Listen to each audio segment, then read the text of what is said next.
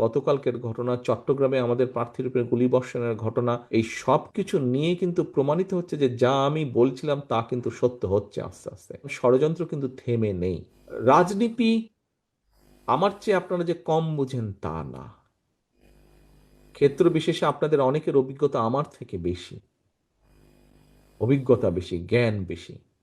আমাদের বেশি অভিজ্ঞতা থাকুক বা কম থাকুক, এতটুকু নিশ্চয়ই আমরা সকলে বুঝেছি যে কথাটি আমি 100 বছর আগে বলেছিলাম, যে নির্বাচন অত সহজ হবে না, ষড়যন্ত্র কিন্তু থেমে নেই। আপনারা গুলশান অফিসে অনেকেই এসেছিলেন যখন আমরা আমাদের আহ, যারা মোটামুটিভাবে প্রত্যাশিত প্রার্থী ছিলেন এরকম আমরা যাদেরকে ডেকেছিলাম, সেখানে আমি একটা কথা বলেছিলাম, ষড়যন্ত্র কিন্তু থেমে নেই। গত কয়েকদিনের ঘটনা, গতকালকের ঘটনা, চট্টগ্রামে আমাদের প্রার্থীর উপরে গুলিবর্ষণের ঘটনা, এই সব কিছু নিয়ে কিন্তু প্রমাণিত হচ্ছে যে যা আমি বলছিলাম তা কিন্তু সত্য হচ্ছে আস্তে আস্তে। কাজে আমরা যদি নিজেদের মধ্যে মতপার্থক্য কমিয়ে নিয়ে না আসি, আমরা যদি নিজেরা ঐক্যবদ্ধ না হই, সহকর্মীবৃন্দ, এই দেশ ধ্বংস হয়ে যাবে। কেন ধ্বংস হয়ে যাবে বলছি? প্রতিবার আপনারা খেয়াল করে দেখেন, আপনি বিএনপি বলেন না, facts and figure and history যা বলে, প্রত্যেকবার এই দেশ ধ্বংসের দ্বার প্রান্তে গিয়েছে। প্রত্যেকবার আপনারা, কখনো শহীদ জিয়ার নেতৃত্বে, কখনো দেশনেত্রী খালেদা জিয়ার নেতৃত্বে, বিএনপি আস্তে আস্তে সেই খাদের কিনারা থেকে দেশকে আবার বের করে নিয়ে এসেছে। সহকর্মীবৃন্দ, কেউ মানুক না মানুক, কারো ভালো লাগুক না লাগুক, কিচ্ছু যায় আসে না।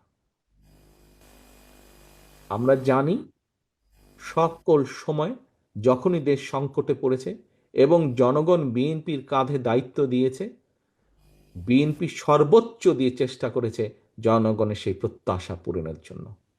আজকে আমাদের গত 7 দিন ব্যাপী যেই আলোচনা সভা ছিল, দেশ গড়ার পরিকল্পনা, আপনাদের সামনে স্টেজে লেখা দেশ গড়ার পরিকল্পনা, এই পরিকল্পনাকে আমরা তখনই বাস্তবায়িত করতে পারবো, দেশকে ধ্বংসের কিনারা থেকে আমরা তখনই বের করে নিয়ে আসতে পারবো, যেই ষড়যন্ত্রগুলো চলছে, বিভিন্ন সূত্র খবর বলছে এই ষড়যন্ত্র এখনই থেমে থাকবে না, এটা আরো খারাপ রূপ হতে পারে। কিন্তু আমাদের ভয় পেলে চলবে না, আমাদেরকে আতঙ্কগ্রস্ত হলে চলবে না, আমাদেরকে মানুষকে সাহস দিতে হবে, আমাদেরকে নিজেদেরকে ঐক্যবদ্ধ হতে হবে, আমাদেরকে মানুষকে, দেশের সাধারণ মানুষ, গণতান্ত্রিক আমি মানুষকে আমাদের ঐক্যবদ্ধ করতে হবে। আমরা যত ঐক্যবদ্ধ হব, আমরা যত সামনে এগিয়ে আসব, আমরা যত পরিস্থিতি তৈরি করব, যে কোনো মূল্যে নির্বাচন হতে হবে, এই পরিস্থিতি যত আমরা তৈরি করব, ষড়যন্ত্রকারীরা তত পিছু হটতে বাধ্য হবে।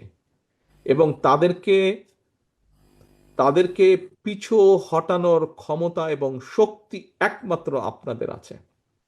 আপনারা যারা বিএনপি করেন, আপনারা যারা শহীদ জিয়ার রাজনীতি করেন, দেশনেত্রী খালেদা জিয়ার রাজনীতি করেন, একমাত্র সেই শক্তি, সেই যোগ্যতা, সেই ক্ষমতা আপনাদের আছে।